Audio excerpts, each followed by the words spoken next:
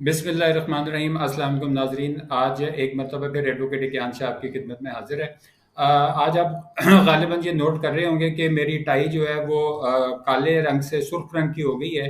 आज असल में ये हमारा ईद स्पेशल प्रोग्राम है और हमारे साथ हमारे बड़े ही मोअज़्ज़ज़ और बहुत ही एहतराम के लायक हमारे दोस्त, हमारे भाई शहबाज मुर्तज़ा अंसारी साहब, एडवोकेट हाई कोर्ट और फेडरल शरीयत कोर्ट इस वक्त हमारे साथ मौजूद हैं। ये प्रोग्राम हम जो आपके साथ इस वक्त कर रहे हैं, इसमें हम ईद की मुनासबत से जो है वो गुफ्तगू होगी। इसमें आज आपको गालिबन कोई कानूनी नुकात तो नहीं समझ में आएंगे क्योंकि हम उनको डिस्कस ही नहीं करेंगे।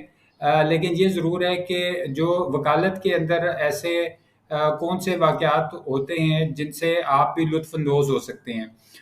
यकीनन हम भी बिल्कुल आम लोगों की तरह ही अपनी ज़िंदगियों में होते हैं और हमारे साथ भी इस तरह के वाक़यात पेश आते हैं। अमूमन ये समझा जाता है कि शायद जो वकला हज़रात हैं वो उनकी बड़ी खुश्क तबीयत होती है, जबकि हकीकत जो है वो इसके बरक्स है। तो सबसे पहले मैं खुशामदीद कहूँगा अपने बहुत ही प्यारे भाई और बहुत ही प्यारे दोस्त शहबाज मुर्तज़ा अंसारी साहब, एडवोकेट हाई कोर्ट, फेडरल शरीयत कोर्ट। सर अस्सलाम वालेकुम। वालेकुम सलाम सर। ज्ञान साहब, क्या हाल है सर? ठीक सर हैं? अल्लाह का शुक्र है sir. Welcome to the show of Eid special sir, और आपको बहुत बहुत ईद मुबारक हो सर। सर आपको भी ईद मुबारक हो। अच्छा sir, thank you very much sir, thank you.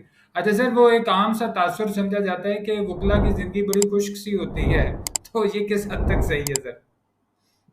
ये खुश्क नहीं होती। ये ज़रूर है कि हमारा काम जो होता है ना, जो जिनके पास अच्छा काम है वकला के पास, तो उनकी मसरूफियात ज़्यादा होती हैं। जैसे कोई अच्छा, अगर डॉक्टर अच्छा है तो उसकी मसरूफियात बहुत ज़्यादा होती हैं।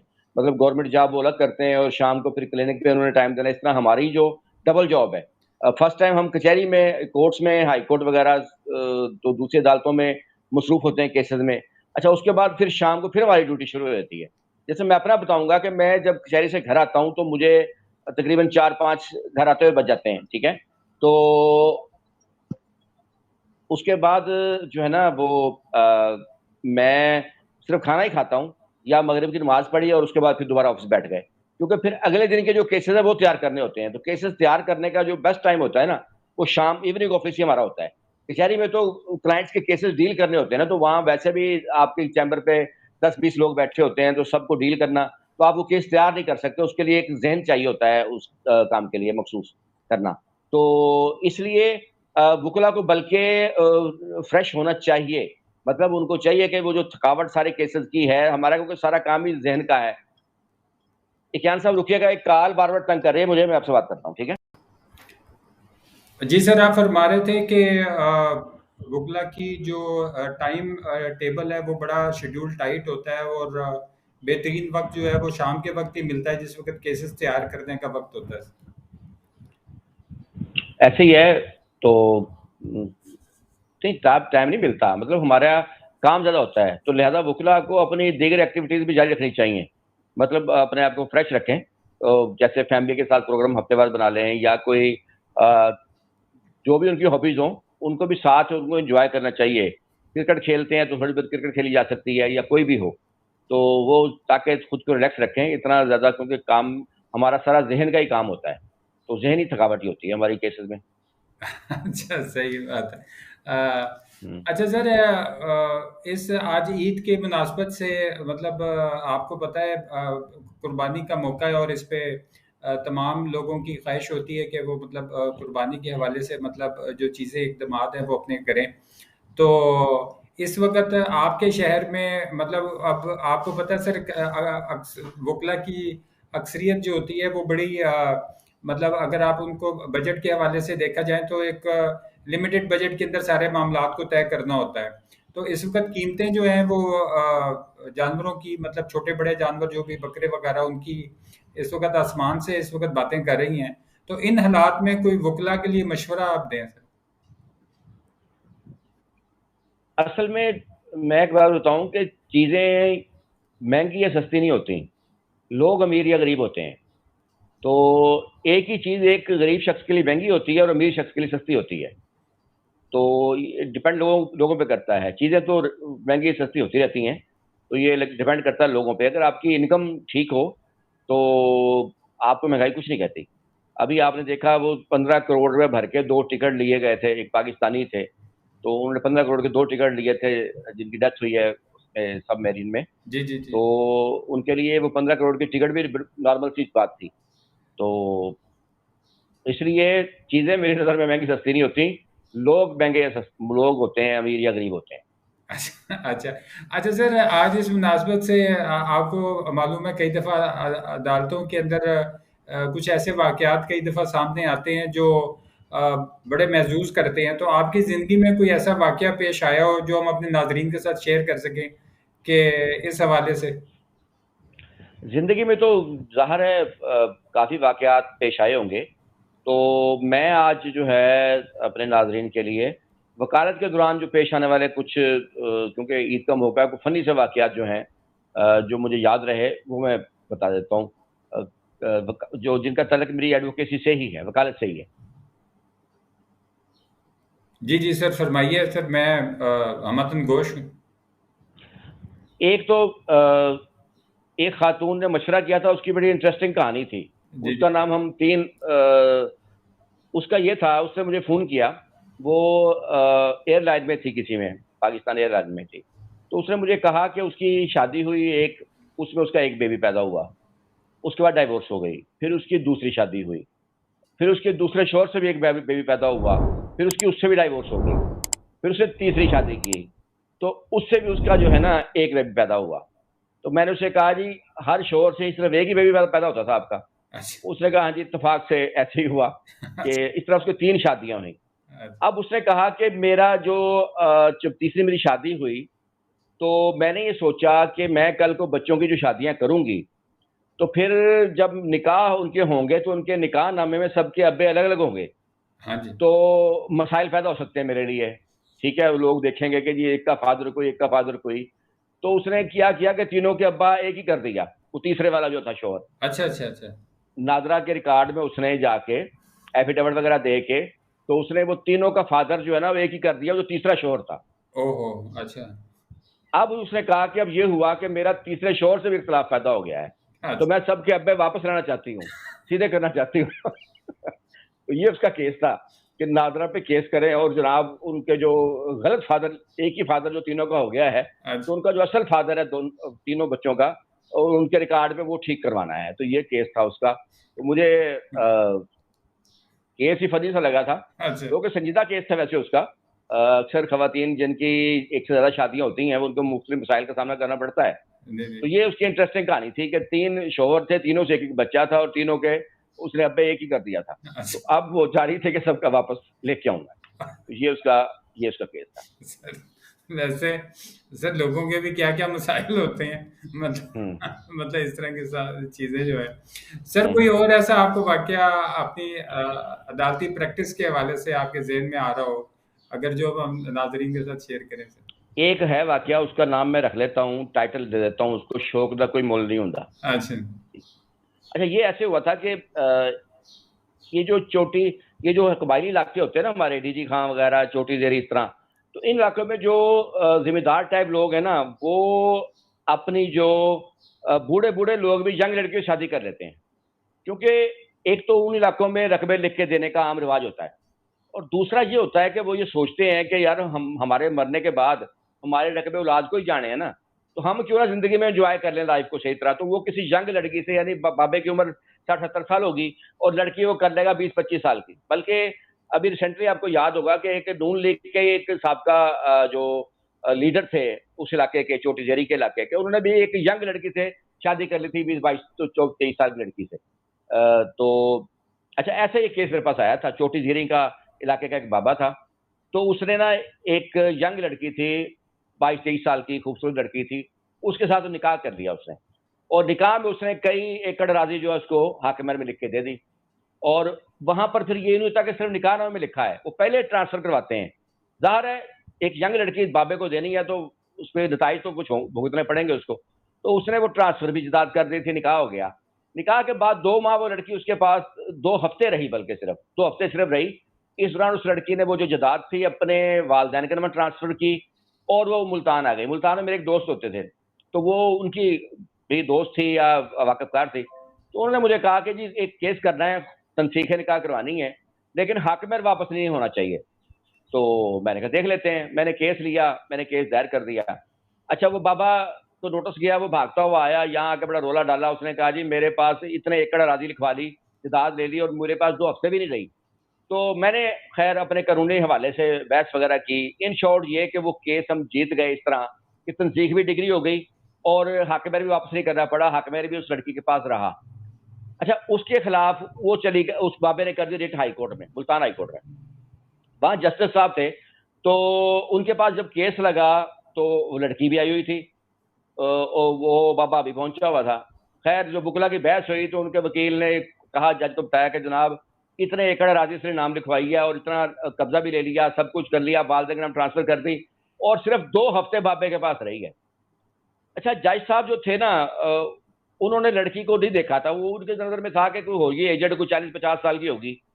तो वो जब उनकी लड़की पे नजर पड़ी, एक नजर देखा उस लड़की को, उसने कहा ये वो लड़की है जो उसकी बीवी है। उन्होंने कहा हाँ जी।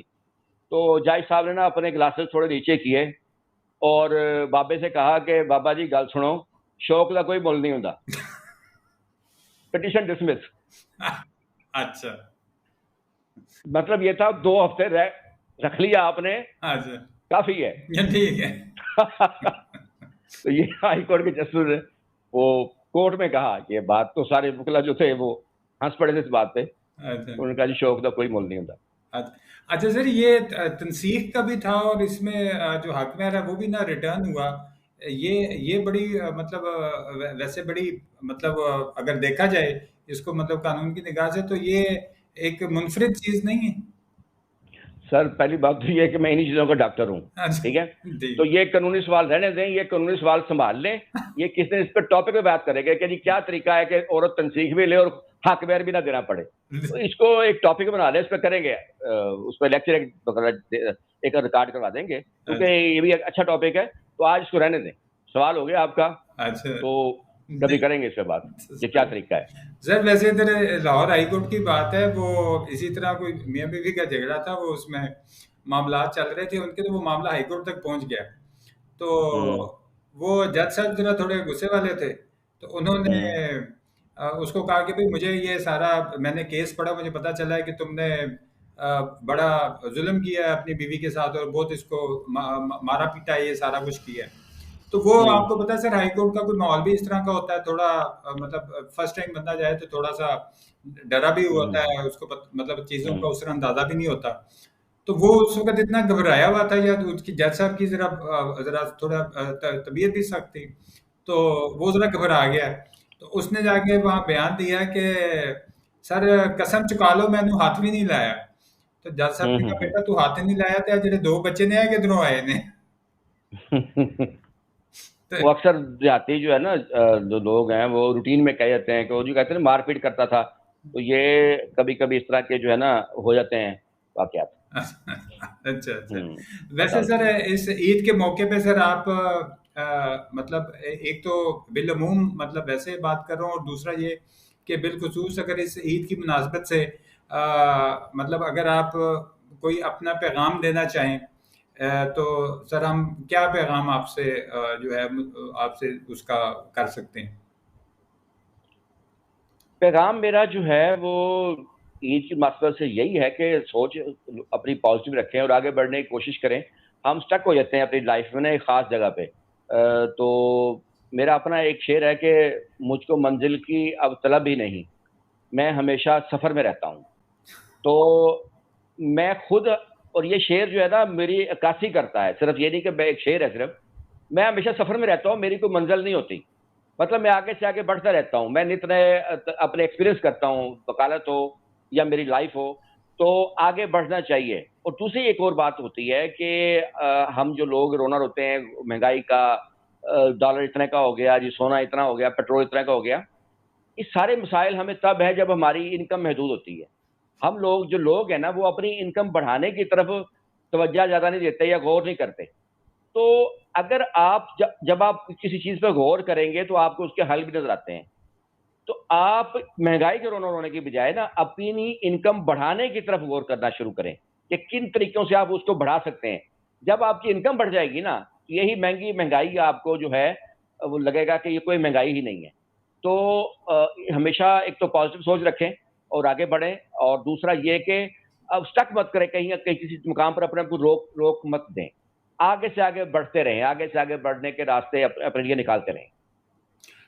सर इस हवाले से आप ये समझते हैं कि मतलब ये मौके जो जो लोग मतलब मतलब नौकरी पेशा हैं जो इस वक्त मतलब जॉब वगैरह कहीं कर रहे होते हैं, उनके लिए ज़्यादा मसाइल नहीं हो जाते क्योंकि उनके औकात कार भी इस तरह के होते हैं और वो फिर दूसरी चीज़ों को मतलब वक्त भी नहीं दे सकते और फिर आपको पता है सर तनख्वाहें तो उस तरह नहीं बढ़ रही होती जिस तरह अखराजात बढ़ रहे होते हैं।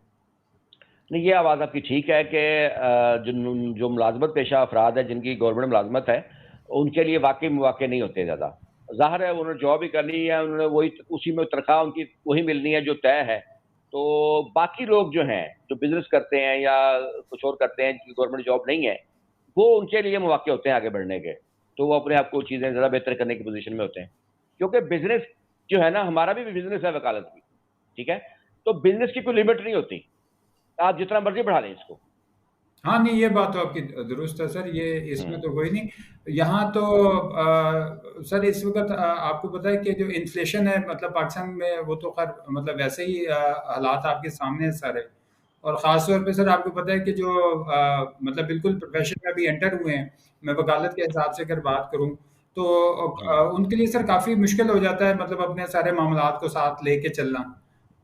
तो ऐसे ही है, बल्कि पिछले दिनों जो हमने एक प्रोग्राम किया था बाकायदा जूनियर वकला पर, जो उनके मसाइल हैं और वो अ, किस तरह बेहतरी ला सकते हैं, वो चीज़ें डिस्कस की थी इसलिए हमने उसमें, ये सारी चीज़ें। तो एक बड़ा सुस्त पेशा है ये। स्टार्ट में जितना टाइम इसमें लगता है ना, तो मैं नहीं समझता कि दुनिया के किसी भी और प्रोफ़ेशन में इतना टाइम लगता हो, आपको सेट होने में। हाँ, ये बात आपकी दुरुस्त है सर कि इसमें मतलब वक़्त की थोड़ी मतलब मामलात इस तरह के होते हैं कि इसमें बल्कि वो लास्ट टाइम आपने ऐसे भी ज़िक्र किया था ना कि ये भी एक वाहिद पेशा है जिसमें तालीम मुकम्मल होने के बाद पढ़ाई शुरू होती है। ऐसे ही ऐसे ही। अच्छा। हुँ। अच्छा सर वैसे ईद कुर्बान के मौके के ऊपर जो है वो आपके मतलब शहर में भी काफ़ी गहमा-गहमी होगी और यहाँ लाहौर के अंदर भी मतलब मामलात हैं क्योंकि हमारे इत्तेफ़ाक की बात है कि पहले तो कभी ऐसा हुआ नहीं था लेकिन ये हमारे करीब में ही जो था ना वो काफ़ी बड़ी एक मंडी लग गई है बकरों की। तो उसके अंदर भी कई ना बकरों के हवाले से भी वाक़यात बड़े इस तरह के आपको पता है लोगों के साथ पेश आते हैं। तो कभी आपके शहर में कोई ऐसा वाक़या पेश आया जो आपके ज़हन में हो जिसमें बाद में आप काफ़ी महज़ूज़ भी हुए हों? नहीं, कोई एज़ सच ऐसा जो है वाक़या पेश तो नहीं आया, लेकिन ये ज़रूर होता है कि कभी कुर्बानी का जानवर की जब कुर्बानी करने लगे हैं, तो वो बाज़ दफ़ा काबू में नहीं आता कसाइयों के, या अनाड़ी कसाई होते हैं। तो एक वाक़या इसी रॉयल आर्चर्ड हमारी जो कॉलोनी है ना, ये बड़ी अच्छी कॉलोनी है। ये जैसे बैरियर टाउन है ना लाहौर में, या डीएचए उस लेवल की कॉलोनी है ये। तो इन्होंने यहाँ पर ना कुर्बानी के लिए एक अलग से पोर्शन बनाया होता है, यानी आप घर पे कुर्बानी नहीं कर सकते। तो एक उन्होंने अपना हिस्सा बनाया होता है एक खास, वहाँ पर कसाईयों के लिए एक आइडियल सा माहौल बना देते हैं, तो सारी कुर्बानियाँ वहीं पे होंगी। तो इनके रूल्स हैं। तो पिछली बार ऐसे हुआ कि अच्छा, सारे बकरे भी वहीं पे होते हैं, इन्होंने टोकन नंबर लगाया होता है बकरों पे या जानवरों पे। तो पिछली बार ऐसे हुआ कि वो गलती से किसी का बकरा था, तो काट किसी ने दिया। वो जब आया बेचारा अपनी कुर्बानी करने के लिए, तो पता चला उसका बकरा कट चुका है। उसके साथ ये हुआ, मतलब वो टोकन नंबर पे गलती कुछ हुई, अच्छा। और वो बकरा किसी का था और कुर्बानी किसी और ने कर दी उसकी। तो ये एक वाक़या पिछले साल हुआ था। इस साल देखें क्या होता है। अच्छा वैसे सर हमारे एक दोस्त है ये मैं ईद का ही वाक़या बता रहा हूँ। अब वो इसी तरह हुँ, मतलब बड़ा बकरा जो था ना सस्ता ले आए घर में। तो हुँ, हुँ, बड़े खुश थे कि बड़े अच्छी मुनासिब कीमत में जो था ना उनको बकरा मिल गया तो उनके दोस्त वगैरह भी वो कह रहे यार तुम्हें तो बड़ा अच्छी कीमत मिल गई तो वो भी उस वक्त बड़े फख्र से बता रहे थे कि भाई देखो ये जो भाव ताव करने का भी जो होता है ना तरीका होता है ये ऐसे ही नहीं हो जाता ये कर मतलब कोशिश होती हुँ, है इसके पीछे सारा तो वो बहरहाल वो बात आई गई हो गई वो हुआ ये हुँ, कि बच्चे आपको पता है सर वो उनका बड़ा मुश्किल होता है बकरे के साथ वक्त गुजारना और सारा सिलसिला उन्होंने बकरे हुँ, को नहला दिया वो हुँ। जिस वक्त बकरे को नहला दिया तो नहलाने के दौरान पता चला कि वो बकरा नहीं था वो बकरी थी वो सही। वो हुआ हम्म, ये कि उन्होंने कहीं टेपे टूपे लगाई हुई थी नीचे बकरे को, तो हम्म, वो नहलाने के दौरान वो टेपे खुल गई सारी। वो बाद में पता चला वो हम्म, बकरी है। तो वो ईद के दिन जो था, वो फिर इन्होंने हम्म, बड़े छुप के और बड़े कुर्बानी की कि किसी को पता ना चले कि ये जो सस्ता हम्म। बकरा मिल गया था ये कैसे मिला था। तो इस तरह अच्छा, अच्छा, मैं एक बात बताऊं कि मैं बिल्कुल कई चीजों में अनाड़ी हूँ। मतलब कई लोगों का जनरल नॉलेज जैसे होता है ना कुछ चीजों पे, जी जी तो मेरा बिल्कुल भी नहीं होता। मैंने जैसे घर बनाया ना, तो मुझे ये नहीं पता है कि लेंटर कैसे डालते हैं या बुनियादें कैसे इसकी होती हैं। अच्छा, इस तरह बकरा कल मैं लेने गया था, लेके आया हूँ कल। तो अब मुझे ये नहीं पता होता कि दोंदा क्या है, चोगा क्या है। मेरे वालिद साहब साथ थे, उनको ले गया तो उनको है पता, या एक और दोस्त था।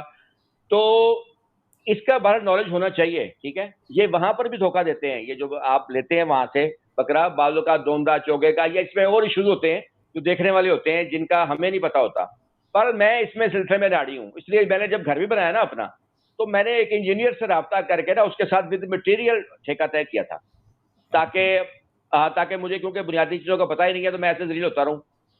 तो लेकिन अल्लाह का शुक्र है कि वो तजुर्बा ठीक रहा, क्योंकि वही आपकी बात आती है कि कोई भी फील्ड हो, आप प्रोफेशनल आदमी से रब्ता करें, वो डॉक्टर हो, वकील हो, या इंजीनियर हो, कोई भी हो, तो उससे आप फिर मसाइल का ज्यादा शिकार नहीं होते। आपके पैसे ज्यादा लग जाते हैं थोड़े ज्यादा, ये यकीनन ऐसा होता है, लेकिन ये है कि कम अज कम वो अपनी काम में एक्सपर्ट होना चाहिए, उसको थोड़ा बहुत पता हो अपने काम का क्या होता है, फिर आप मसाइल से बच जाते नहीं नहीं सर, ये आपने क्योंकि आपने तो सर जैसे अभी ये इंजीनियर का जिक्र किया कि ये घर के मामलात के अंदर जो है वो काफ़ी सारी चीज़ें, जब फर्स्ट टाइम मेरे साथ ज़ाती वाक़या भी ऐसा ही था कि घर बनाने का जब मौका था, तो हमें जो था वो ये मजदूर वगैरह, ये मिस्त्री वगैरह जो होते थे, वो बड़ी आसानी से बेवकूफ़ बना लेते थे और हमें बाद में पता चलता था। हैं। ऐसे ही। और और फिर हम खैर अपनी ही उस हमाकत पे हंसते भी थे कि यार हम्म। देखो उस वक्त उन्होंने कैसे हमें जो था ना वो ये मामलात कर लिए। तो वो सर आपको पता है कि हर शोबे की मतलब अपनी एक वो सारे मामलात होते हैं। तो वो कई दफा बड़ी बुनियादी सी चीजें जो होती हैं वो हमारे इल्म में नहीं होती कि ये काम कैसे होगा। और सर, प्रॉब्लम ये है कि एक तो हर फील्ड में बेईमान लोग ज्यादा हैं, ठीक है, मैकेनिकल शोबे में ज्यादा हैं। अब आप ये, अभी मुझे एक तजर्बा ये हुआ कि मैं एसी की ना वो करवाता था हर साल सर्विस, ठीक है। वो बंदा हर साल कहता था इसकी गैस कम है, गैस लीकेज है। अब मुझे क्या पता गैस कम है या गैस लीकेज है, बाजार है, मुझे पता नहीं कि गैस होती कहाँ है और कैसे लीकेज होती है। तो वो हर साल नई गैस डाल देनी जनाब, और पैसे लेके चला गया। अभी मेरा एक तजर्बा हुआ कि मेरी वो मसला मुझे बना, तो मैंने एक और मैकेनिक को बुलवाया। अच्छा, जब मैंने इस पर मालूमात हासिल की, तो मुझे पता लगा कि एसी की गैस की भी चार पांच किस्में हैं, ठीक है। एक ओरिजिनल गैस है, एक उससे कम होती है, एक चाइना गैस है। अच्छा, अब जो ओरिजिनल, अब ये लोग क्या करते हैं कि ये पैसे आपसे ले लेंगे ओरिजिनल गैस के, ठीक है, और डाल देंगे चाइना गैस। अब आपको क्या पता चलेगा कि ये गैस चाइना की डाली है या कोई ओरिजिनल डाली है, मैं नहीं डाल दे रहा हूँ। नहीं पता हमें चलता। क्या पता हमारे एसी में। तो ये अल्लाह बचाए, लोगों को खुद ही ईमानदार होना चाहिए। आप अगर चाहें ना कि आप जो चेक कर लें चीजें, आप नहीं कर सकते। आप गाड़ी खराब हो जाती है, आप मैकेनिक के पास जाते हैं, वो कहते हैं फलां पुर्जा खराब है। आप क्या कर सकते हैं वहां पे? आपको नॉलेज ही नहीं है कि पुर्जा खराब है या नहीं है, ठीक है, जो भी हो। तो वो मतलब ये कि आपको अगर पता है कि फला बंदा ईमानदार है, तो वो बेहतरीन है आजकल के दौर में। अदरवाइज अगर कोई बंदा आपको चक्कर देना चाहे, वो मिस्त्री हो, तो चाहे कार मैकेनिक हो, चाहे एसी वाला हो, आप नहीं बच सकते उससे, क्योंकि आप उस इन चीजों को जानते ही नहीं है।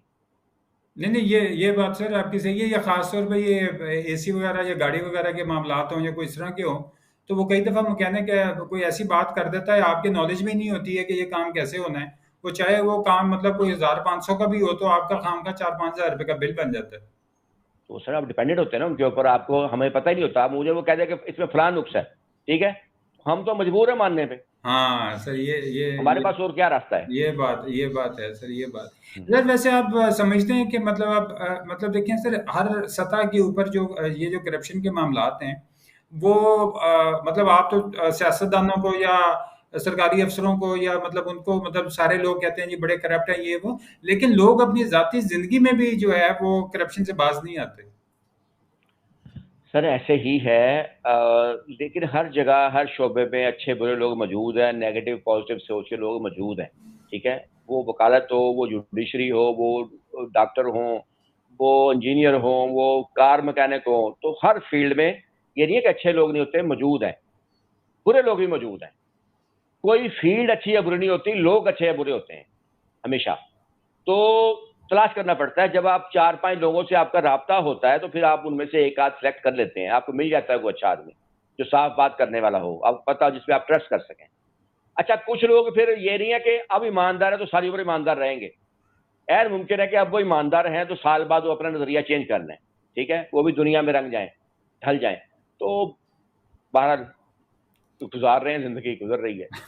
नहीं हम्म। सही सर। आज असल में चूंकि ईद का मतलब त्यौहार भी है और ये सारे मामलात भी हैं, लोग अपने मतलब चीज़ों में हैं, तो हमने आज के दिन का इंतखाब इस हवाले से भी किया था कि वैसे तो हमारी जो दूसरे एपिसोड जितने भी आपके साथ हमने ये शो किए हैं, उनके अंदर हमने मतलब नई चीज़ें सीखी हैं और ऐसी चीज़ें जो आमतौर पे लोग जो होता है मतलब उनके बारे में वो होते हैं। लेकिन आज का जो प्रोग्राम था, इस शो में मतलब हमने ये हमारी कोशिश थी कि थोड़ी ज़रा लाइट गुफ्तगू जो है उसको किया जाए और लोगों को भी ये बताया जाए कि हमारी भी ज़िंदगी उन्हीं की तरह, आम लोगों की तरह ही गुजर रही होती हैं, कोई अलग से ज़िंदगियाँ नहीं होती हैं। वैसे हमारे साथ ये पिछले दिनों एक वाक़या पेश आया था कि हमने ऊपर एक घर में एक काम करने वाले थे, तो वो सफाई वगैरह करनी उसने, तो हमारा चूंकि मतलब रहना सहना बड़ा सादा सा है, हम कोई मतलब बहुत ज़्यादा कोई उस तरह का नहीं है सिलसिले, मतलब एक नॉर्मल आप समझ लें। तो उसने हमारी किताबें और ये सारी चीज़ें और ये देख के ना सवाल किया कि आप लोग वकील हैं? तो उसको कहा कि हाँ जी वकील हैं। तो कहती है अच्छा आप किस तरह के वकील हैं? मैंने तो जिन वकीलों के पास काम किया उनके तो मतलब बड़ी बड़ी कोठियां होती हैं और बड़े बड़े उनके मतलब शाहनाह उनके मतलब तौर तरीके होते हैं, तो वो आप कोई मतलब सही तरह के वकील नहीं लग रहे लग रहे। तो लोगों ने ये भी तासर बनाया कि जो जरा सादा पसंद हो या सादगी वाला हो वो वकील ठीक नहीं होता। वो सर, जॉन एलिया का ही एक शेर है, मुझे याद आ गया आपकी इस बात से, जो खातून ने किताबें देखकर कहा। उनका शेर है कि मेरे कमरे को सजाने की तमन्ना है तुम्हें, मेरे कमरे में किताबों के सिवा कुछ भी नहीं। अच्छा, तो सही किताबों को किस तरह सजाया जा सकता है? है। अच्छा अच्छा अच्छा सर, आपका मुझे सर मालूम है, मैं अपने नाज़रीन के साथ भी शेयर करना चाहता हूँ कि आपका शेर व शायरी के साथ भी मतलब लगाव है। तो सर कोई शेर इनायत फरमाएं। शेर व शायरी मैं काफी साल पहले तो करता था, उसके बाद से नहीं हुई। वकालत में जब से आया तो नहीं हुई। और मुझे ऐसा लगता है, पहले मैं किताबें पढ़ा करता था, अहमद फराज की, परवीन शाकर, अमजद सलाम जद, ये मेरे पसंदीदा शायर थे। लेकिन जब मैं वकालत में आया तो फिर मुझे ऐसा लगता है, जब मैं कोई कानूनी किताब पढ़ूँ ना, जब मैं कोई पोइट्री किताब पढ़ने लगूँ, तो मुझे लगता है कि मैं वक्त ज़ाया कर रहा हूँ। मुझे यही कोई कानून की किताब पढ़नी चाहिए। मतलब मुझे इस फील्ड से ऐसा इश्क हुआ, वकालत से, कि मैं अब मुझे लगता है कि मुझे अदब की किताब नहीं तो, लेकिन बहरहाल तल्लक नहीं टूटता। मैं बल्कि पिछले दिनों इस्लामाबाद गया था, तो मैं स्पेशली अहमद फराज साहब और परवीन शाकर की जो कब्रें हैं वहां पर गया था, खसूसी तौर पे मेरे दोस्त मुझे ले गए थे, तो अदब से तल्लक रहा। तो एक कथा मैं सुना देता हूँ। जी सर, इरशाद सर। पलट कर फिर से अपने घर गए क्या, मुसाफिर रास्तों से डर गए क्या, फिर नए दोस्तों की तलाश में हो, तुम्हारे पिछले जख्म भर गए क्या। माशाल्लाह माशाल्लाह माशाल्लाह, क्या बात है सर, क्या बात। Thank you. सर वो याद तो नहीं है सर मुकम्मल, लेकिन वो एक मतलब इसी तरह अपनी वो सर आपको पता है शुरू शुरू में एक उम्र होती है जिसमें वो शेर व शायरी का बड़ा मतलब एक लगाव सा अचानक पैदा हो जाता है। तो उसके अंदर सर वो एक शेर था जो मतलब वैसे तो सर मुझे शेर व शायरी इतनी मालूम नहीं है, लेकिन वो एक ज़हन में कभी कभी कोई शेर रह जाता है। तो उसमें आप इस पे ज़रा थोड़ा तबसरा फरमाइएगा कि उन्होंने फरमाया था, शायर ने फरमाया था कि तू है सूरज तुझे कहाँ मालूम रात का दुख, किसी रोज़ उतर मेरे घर में शाम के बाद। तो जी। ये ये एक शेर सर मुझे याद रह गया कि इसमें शायर जो था उसने मतलब अपने जो दुख का जो एक्सप्रेशन है वो ऐसे दिया कि कई ऐसे लोग जिनको मालूम ही नहीं होता, जैसे भी आपने थोड़ी देर पहले फरमाया था कि वो सबमरीन वाले जो थे उनके लिए 15 करोड़ भी कोई अहमियत नहीं रखता, लेकिन किसी के लिए सर 15,000 रुपया भी बड़ी अहमियत रखते हैं। ये जो शेर आपने सुनाया है ये फरत बादशाह का शेर है। जी, फरत तू बादशाह तो से। तू तो सूरज है, तुझे मालूम कहाँ रात का दुख, हाँ, तू मेरे घर में किसी रोज उतर शाम के बाद। शाम के बाद। तो बड़ा अच्छा शेर है। और बल्कि मैं इसी प्रोग्राम के हवाले से अपने दो पसंदीदा शेर जो है वो सुना देता हूँ, जो जी मेरे सर, नहीं है, इरशाद से जो मेरे इरशाद। पसंदीदा शेर है। एक शेर है कि मैं नहीं मानता कागज पे लिखा शजरा नस्ब, मैं नहीं मानता कागज पे लिखा कागज पे लिखा शजरा नस्ब, शजर नस्ब। बात करने से कबीले का पता चलता है। क्या बात है, माशाल्लाह माशाल्लाह, वाह वाह वाह वाह सर। तो एक और मुझे जो मेरा पसंदीदा शेर है मोहसिन नकवी का शेर है कि मोहसिन हमारे साथ अजब हादसा हुआ, मोहसिन हमारे साथ अजब हादसा। अजब हादसा हुआ, अजब हादसा। हम रह गए हमारा जमाना चला गया। अच्छा, सर वैसे बड़ी गहरी बात कर रही हैं मोहसिन नकवी साहब। ये मेरा पसंदीदा शेर है मोहसिन नकवी से। बहुत शायरी पसंद करता हूँ, और अब भी कोई अच्छा शेर हो तो देखिए ना, सुनने वाला भी तो अहम होता है ना सर। शेर, देखिए एक शेर होता है बड़े मुश्किल शायरी, अब समझ ना आए किसी को। शेर मैं समझता हूँ वो है जो सादा अल्फाज में आप अहम बात करें। अहम बात करें। ठीक है, हाँ, अल्फाज सादा हो, बात की गहराई हो। नहीं, कोई वो शक नहीं। पहला शेर बड़ा अच्छा था कि बात करने से कबीले का पता चलता है। क्या बात, क्या बात। हाँ, बड़ा खूबसूरत शेर है। बड़ा सर ये आज देखें सर, ये मतलब इस मौके की मुनासबत से ये पहलू भी आपकी शख्सियत का जो है वो सामने आया है। हम अमूमन आपके साथ कानूनी बातें जो है वो शेयर करते हैं, लेकिन आपकी शख्सियत का ये वाला जो पहलू था, ये भी आज हम अपने नाजरीन के साथ शेयर कर रहे हैं। तो ये चीज़ मेरा ख्याल है लोग भी जो है वो इस आज के हमारे इस जो वीडियो है इससे ये मतलब बड़ा बखूबी अंदाज़ा लगा सकते हैं कि आम रूटीन ज़िंदगी में हम भी आम लोगों की तरह ही मतलब हमारा जो है वो मामलात होते हैं। ये नहीं है कि हमारी कोई अलहदा मतलब चीज़ें होती हैं। ये बिल्कुल आम मतलब जिस तरह लोग और शहरी रह रहे हैं उसी तरह हमारी भी मतलब ज़िंदगियाँ गुज़र रही हैं यहाँ पे। तो ये चीज़ शुक्रिया। है। सर इसमें मैं आज मतलब बहुत शुक्रगुज़ार हूँ कि एक आपने अपनी मतलब मौके की मुनासबत से बड़ी मसरूफ़ियत में से मतलब ये वक़्त निकाला कि हमारे साथ कुछ चीज़ें आपने शेयर भी की। उसमें सर कुछ शेर व शायरी भी थी, कुछ वाक़यात भी ऐसे हैं, तो नाज़रीन को मैं उम्मीद करता हूँ कि ये आज की हमारी वीडियो इस हवाले से जो है वो ज़रा थोड़ी मुख्तलिफ भी लगेगी और मुनफ़रिद भी लगेगी कि इसमें आज हमने एक कानूनी जो है नुकात के से हट के जो है वो एक गुफ्तगू है जो उनके साथ शेयर की, और आइंदा भी इंशाल्लाह ये चीज़ें शेयर करते रहेंगे। जी नाज़रीन, आज आपने ये चीज़ देखी कि हम जो वकला हज़रात हैं उनकी भी ज़िंदगियाँ जो हैं वो बिल्कुल आम लोगों की तरह होती हैं, और वही मामलात ज़िंदगी जो है वो वैसे ही चल रहे होते हैं। इस हवाले से हमारे बड़े ही प्यारे दोस्त और बड़े ही प्यारे मोहतरम मेहमान शहबाज मुर्तज़ा अंसारी साहब, एडवोकेट हाई कोर्ट और फेडरल शरीयत कोर्ट, उन्होंने अपने शेर व शायरी और कुछ वाक़यात जो हैं वो आप लोगों के साथ शेयर किए। मैं उम्मीद करता हूँ कि ये चीज़ें जो है वो आपके लिए आज एक मुनफरिद अंदाज में जो है वो हमने करने की कोशिश की कि कानूनी निकात से हट के जो है वो कुछ मुख्तलिफ वीडियो जो है वो आप लोगों के लिए रिकॉर्ड करें।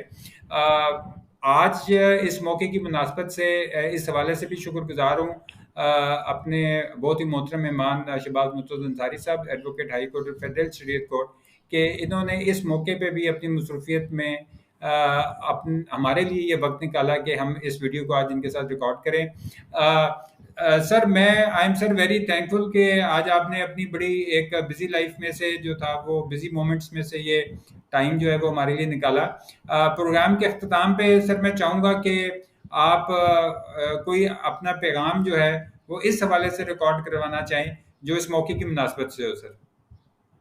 सर आपका भी शुक्रिया। मैं हमेशा खुशी होती है जब आपसे जब भी बातचीत होती है। बाकी मैं तमाम अपने व्यूवर्स को, चैनल के जो व्यूवर्स हैं और दुनिया भर में जो मुसलमान हैं, पाकिस्तानी हैं, उन सबको ईद मुबारक जो कहना चाहूँगा। और मैं, मेरी ख्वाहिश होगी कि उन सब की ईद जो है वो बहुत अच्छी गुजरे।